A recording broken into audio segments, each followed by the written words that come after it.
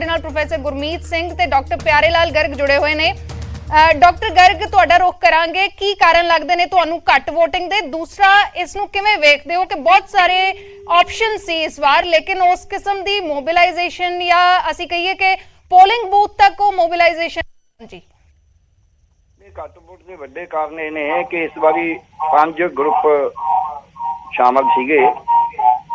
ਉਹਨਾਂ ਚੋਂ ਕੋਈ ਵੀ ਗਰੁੱਪ ਐਸਾ ਨਹੀਂ ਸੀ ਜਿਹੜਾ ਲੋਕਾਂ ਨੂੰ ਜਾਂ ਪੰਜਾਬ ਦੀ ਸਮੱਸਿਆ ਨੂੰ ਹੱਲ ਕਰਨ ਵਾਸਤੇ ਕੋਈ ਨਾ ਕੋਈ ਤਕਨੀਕ, ਕੋਈ ਨਾ ਕੋਈ ਨੀਤੀ ਤੇ ਕੋਈ ਨਾ ਕੋਈ ਉਹਨਾਂ ਦੀ ਟੀਮ ਦੇ ਸਕਦਾ ਹੋਵੇ।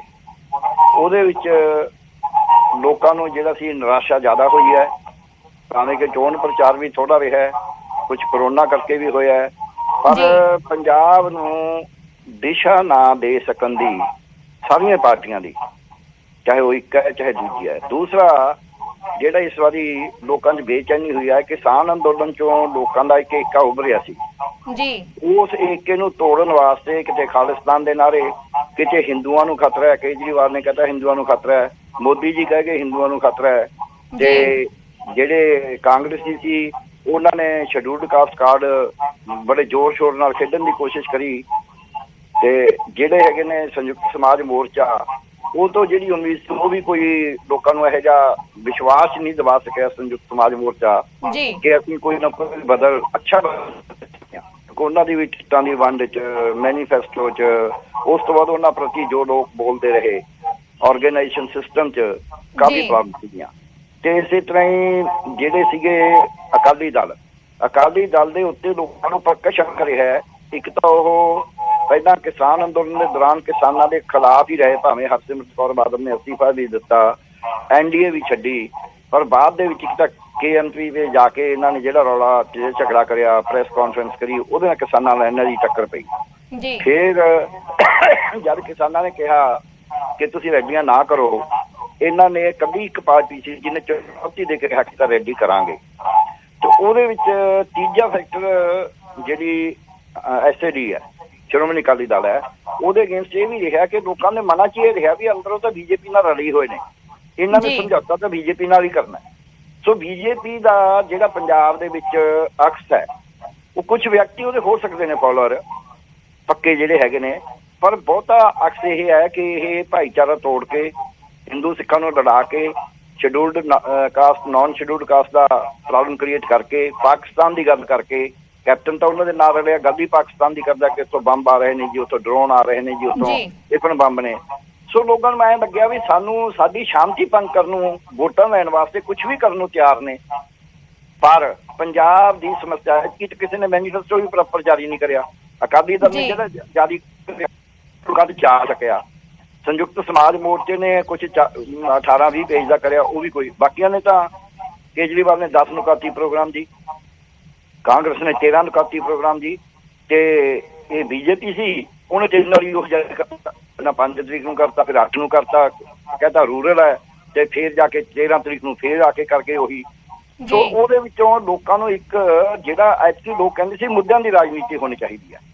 ਇਸ ਤੋਂ ਅੱਗੇ ਜਿਹੜਾ ਕਾਂਗਰਸ ਦਾ ਇੱਕ ਦੁਖਾਂਤ ਰਿਹਾ, ਕਾਂਗਰਸ ਦਾ ਇਸ ਵਾਰੀ ਵਾਕਓਵਰ ਸੀਗਾ, ਉਹਦਾ ਦੁਖਾਂਤ ਇਹ ਰਿਹਾ ਕਿ ਜਿਹੜੇ ਉਹਨਾਂ ਦੇ ਵਿੱਚ ਲੋਕਾਂ ਨੂੰ ਜਿਨ੍ਹਾਂ ਤੇ ਵਿਸ਼ਵਾਸ ਸੀ ਉਹਨਾਂ ਨੂੰ ਪਾਰਟੀ ਤੋੜਨ ਤੇ ਤੁਰ ਪਈ ਵੀ ਇਹਨਾਂ ਨੂੰ ਤਾਂ ਹਰਾਣਾ ਹੀ ਹਰਾਣਾ, ਪਾਰਟੀ ਵਿਲਨ ਹਰਾਉਣ ਨੂੰ ਤਿਆਰ ਹੋ ਗਈ।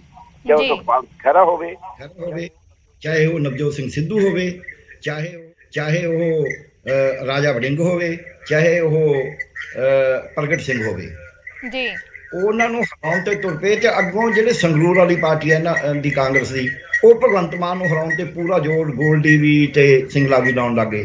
ਤਾਂ ਉਹਨਾਂ ਨੂੰ ਲੱਗਿਆ ਵੀ ਜਿਹੜੇ ਸਿਆਸਤ ਦੇ ਵਿੱਚ ਮਾੜਾ ਮੋਟਾ ਚੰਗਾ ਕਰਨ ਦੀ ਸਾਨੂੰ ਉਮੀਦ ਹੈ, ਉਹਨਾਂ ਤਾਂ ਸਾਰੇ ਕੈਂਡੀਡੇਟਸ ਨੂੰ ਅਕਰੋਸ ਦੀ ਪਾਰਟੀ ਹਰਾਉਣ ਨੂੰ ਤੁਰੇ ਹੋਏ ਨੇ। ਤੇ ਫਿਰ ਪੰਜਾਬ ਚ ਆਊ ਕੌਣ? ਇੰਟਰਨਲ ਕਨਫਲਿਕਟ ਦੀ ਤੁਸੀਂ ਗੱਲ ਕਰ ਰਹੇ ਹੋ ਕਿ ਪਾਰਟੀ ਦੇ ਅੰਦਰ ਅੰਦਰੂਨੀ ਕਨਫਲਿਕਟ ਜਾਂ ਇੰਨਾ ਸ਼ੋਰ ਹੋ ਗਿਆ ਸੀ ਕਿ ਉਸ ਦਾ ਨੁਕਸਾਨ ਕਿਤੇ ਨਾ ਕਿਤੇ ਹੋਇਆ।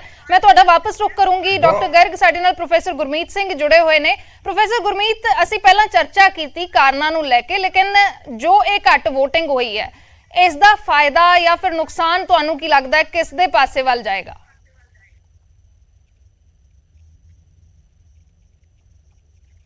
होती है तो जो कमिटेड वोटर होता है पार्टियों का, जिनका कार्डर बेस्ड पार्टी होती है जी उसको नॉर्मली फायदा होता है।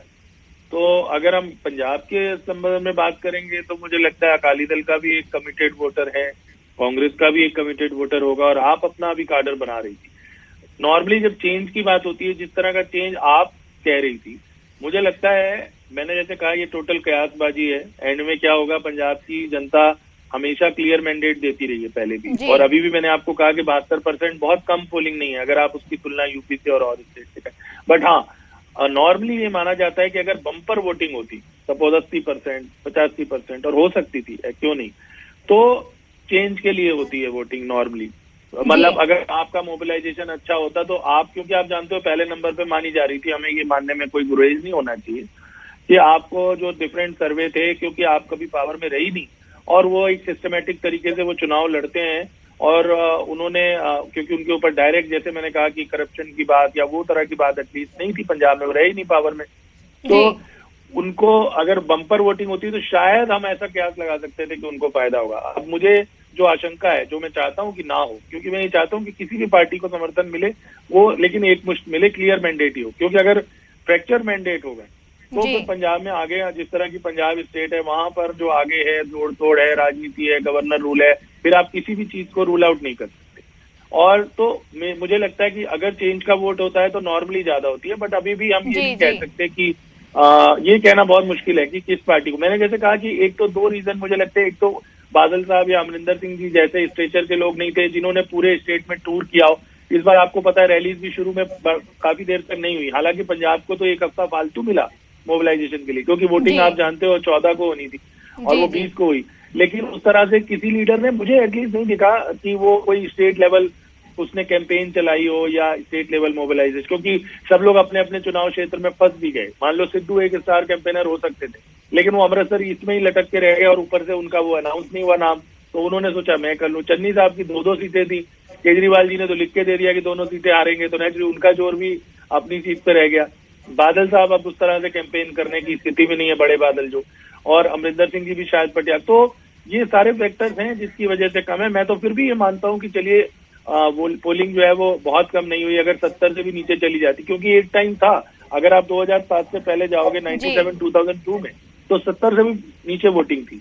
लेकिन मैंडेट हमेशा पंजाब में किया इन 5 इलेक्शंस में। अगर आप देखोगे 1992 में तो आप जानते हो टेररिज्म के साए में चुनाव हुआ था, तो उस समय तो ज्यादातर पार्टीज ने बहिष्कार किया था जब बेअंत सिंह जी मुख्यमंत्री बने थे। लेकिन उसके बाद से लगातार पंजाब का वोटर जो है जागरूक है, पर ये जरूर है कि चुनाव राजनीतिक दलों को मंथन करने की जरूरत है कि इतना बहुकोणीय मुकाबला था। इस बार किसान भी मैदान में थे, सब लोगों के बावजूद हमारा जो पोलिंग परसेंटेज है वो कम क्यों हुआ। मुझे बार बार जब मैं देख रहा था पोलिंग वाले दिन, तो ये उम्मीद थी, जैसे आप कह रही थी 3 बजे तक, कि एटलीस्ट 75 को टच कर जाएगा। अगर उतना भी कर जाता तो वो था, थोड़ा सा डाउन गया है पोलिंग। तो ये इलेक्शन मतलब ऑल्दो इलेक्शन कमीशन भी आजकल आपको मालूम है बहुत कोशिश करता है, कैंपेन चलाता है, पोस्टर्स लगाता है, और कोशिश कोरोना के करके टाइम भी बढ़ाया हुआ था जैसे कि और स्टेट में था, फिर भी कम हुई है। तो थोड़ा सा राजनीतिक दलों को भी सोचना चाहिए कि उनके वर्कर्स और या जो आम लोग हैं वो क्यों उत्साह में नहीं है पोलिंग जी बिल्कुल। ਤਾਂ ਜਾਗਰੂਕਤਾ ਦੀ ਕੋਸ਼ਿਸ਼ ਜਿਵੇਂ ਤੁਸੀਂ ਕਿਹਾ ਇਲੈਕਸ਼ਨ ਕਮਿਸ਼ਨ ਨੇ ਲਗਾਤਾਰ ਕੀਤੀ ਹੈ, ਅਸੀਂ ਵੀ ਕੋਸ਼ਿਸ਼ ਕੀਤੀ, ਅਪੀਲ ਵੀ ਕੀਤੀ ਵੋਟਰਾਂ ਨੂੰ VOTING ਵਾਲੇ ਦਿਨ ਵੀ। ਪ੍ਰੋਫੈਸਰ ਗੁਰਮੀਤ ਵਾਪਸ ਆਵਾਂਗੇ, ਡਾਕਟਰ ਪਿਆਰੇ ਲਾਲ ਗਰਗ ਜੁੜੇ ਹੋਏ ਨੇ। ਡਾਕਟਰ ਗਰਗ, ਤੁਸੀਂ ਕਿਵੇਂ ਦੇਖਦੇ ਹੋ, ਕਿਸ ਨੂੰ ਫਾਇਦਾ ਹੋਏਗਾ ਜਾਂ ਕਿਸ ਨੂੰ ਨੁਕਸਾਨ ਹੋਏਗਾ? ਜਿਹੜੀ ਗੱਲ ਪ੍ਰੋਫੈਸਰ ਗੁਰਮੀਤ ਕਹਿ ਰਹੇ ਨੇ ਕਿ ਜੋ ਸਥਿਤੀ ਲੱਗ ਰਹੀ ਹੈ ਉਹ ਫ੍ਰੈਕਚਰਡ ਮੈਂਡੇਟ ਵੱਲ ਜਾਂਦੀ ਲੱਗ ਰਹੀ ਹੈ, ਹਾਲਾਂਕਿ ਉਹ ਕਹਿ ਰਹੇ ਨੇ ਕਿ ਪਿਛਲੇ ਸਾਲਾਂ 'ਚ ਜੇ ਅਸੀਂ ਦੇਖੀਏ ਤਾਂ ਫ੍ਰੈਕਚਰਡ ਮੈਂਡੇਟ ਨਹੀਂ ਰਿਹਾ, ਹਮੇਸ਼ਾ ਕਲੀਅਰ ਮੈਂਡੇਟ ਰਿਹਾ ਹੈ। ਦੇਖੋ, ਜਿੱਥੇ ਤੱਕ ਸਵਾਲ ਹੈ ਫ੍ਰੈਕਚਰਡ ਮੈਂਡੇਟ ਦਾ, ਕਲੀਅਰ ਅਸੀਂ ਕਿਸੇ ਵੀ ਸੈਂਸ 'ਤੇ ਕਹਿ ਸਕਦੇ ਹਾਂ, ਪਰ ਜਦ 46 ਸੀਟਾਂ ਕਾਂਗਰਸ ਨੇ ਲਈਆਂ ਸੀ ਉਹ ਫ੍ਰੈਕਚਰਡ ਵਰਗਾ ਹੀ ਸੀ। ਠੀਕ ਹੈ, 8 ਸੀਟਾਂ ਇਹਨਾਂ ਨੂੰ ਆ ਗਈਆਂ ਸੀ, ਅਕਾਲੀ BJP ਨੂੰ, ਇਹੋ ਜਿਹੀ ਕੋਈ ਗੱਲ ਨਹੀਂ ਹੈ। ਇਸ ਵਾਰੀ ਫ੍ਰੈਕਚਰਡ ਤਾਂ ਰਹੇਗਾ ਹੀ ਰਹੇਗਾ।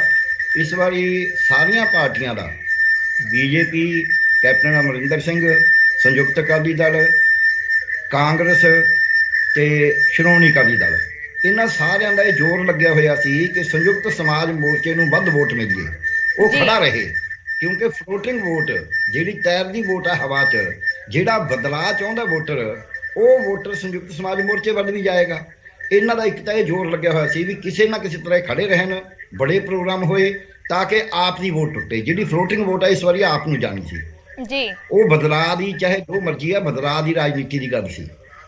ਫਿਰ ਦੂਜੇ ਪਾਸੇ ਜਿਹੜਾ ਵੋਟਰ ਸੀ, ਇੱਕ ਪਾਸੇ ਇਹ ਵੀ ਹੋਇਆ ਕਿ ਜਦ ਸੰਯੁਕਤ ਸਮਾਜ ਮੋਰਚੇ ਤੋਂ ਉਹਨਾਂ ਨੂੰ ਲੱਗਿਆ ਵੀ ਇਹਨੇ ਤਾਂ ਕੁਝ ਨਹੀਂ ਕਰਨਾ, ਇਸੇ ਤਰ੍ਹਾਂ ਹੀ ਉਹਨੂੰ ਲੱਗਿਆ ਵੀ ਇਹ ਕਾਂਗਰਸ ਨੇ ਵੀ ਹੁਣ ਕੁਝ ਨਹੀਂ ਕਰਨਾ, ਕਿਉਂਕਿ ਮਾਫੀਆ ਦੇ ਨਾਲ ਸਿੱਧਾ ਖੜ ਗਈ ਡਟ ਕੇ ਕੇਂਦਰ ਦੀ ਕਾਂਗਰਸ ਜੀ। ਉਹਦੇ ਵਿੱਚੋਂ ਇਹ ਲੱਗਣ ਲੱਗ ਗਿਆ ਕਿ ਹੁਣ ਆਪਾਂ ਆਪ ਨੂੰ ਵੋਟ ਪਾ ਦਈਏ। ਉਹ ਜਦ ਆਪ ਵੱਲ ਤੁਰ ਰਹੇ ਸੀ, ਉਸ ਵਕਤ ਦੋ ਘਟਨਾਵਾਂ ਵਾਪਰੀਆਂ। ਇੱਕ ਘਟਨਾ ਦੇ ਵਿੱਚ ਖਾਲਿਸਤਾਨ ਦੇ ਨਾਅਰੇ ਲੱਗੇ ਦੀਪ ਸਿੱਧੂ ਦੀ ਮੌਤ ਦੇ ਉੱਤੇ। ਸਡਨਲੀ ਇਹ ਇੱਕ ਘਟਨਾ ਸੀ ਜਿਹਨੇ ਜਿਹੜੇ ਮਾਨ ਦਲ ਸੀ ਉਹਨੂੰ ਫੇਵਰ ਵੀ ਕਰੀ ਹੈ। ਅਮਰਗੜ੍ਹ ਦੇ ਵਿੱਚ ਮਾਨ ਦਲ ਨੂੰ ਬਹੁਤ ਫਾਇਦਾ ਹੋਇਆ ਹੈ।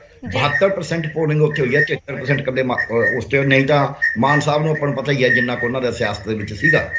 ਤੇ ਦੂਜਾ ਇਹਦੇ ਵਿੱਚ ਇਹ ਵੀ ਨੁਕਸਾਨ ਹੋਇਆ ਹੈ ਕਿ ਜਦ ਕੇਜਰੀਵਾਲ ਨੇ ਵੀ ਕਹਤਾ ਵੀ ਹਿੰਦੂਆਂ ਨੂੰ ਖਤਰਾ ਹੈ, ਕਿ ਮੋਦੀ ਸਾਹਿਬ ਤਾਂ ਰੋਜ਼ ਪ੍ਰਚਾਰ ਹੀ ਇਹੀ ਕਰਦੇ ਸੀ ਵੀ ਹਿੰਦੂਆਂ ਨੂੰ ਖਤਰਾ ਹੈ, ਅਮਰਿੰਦਰ ਸਿੰਘ ਰੋਜ਼ ਪਾਕਿਸਤਾਨ ਦਾ ਪ੍ਰਚਾਰ ਕਰਦੇ ਸੀ, ਪੰਜਾਬੀ ਇਹ ਕਰਨਾ ਚਾਹੁੰਦੇ ਨਹੀਂ। ਉਹਦਾ ਹੁਣ ਨੁਕਸਾਨ ਕੀ ਹੋਇਆ?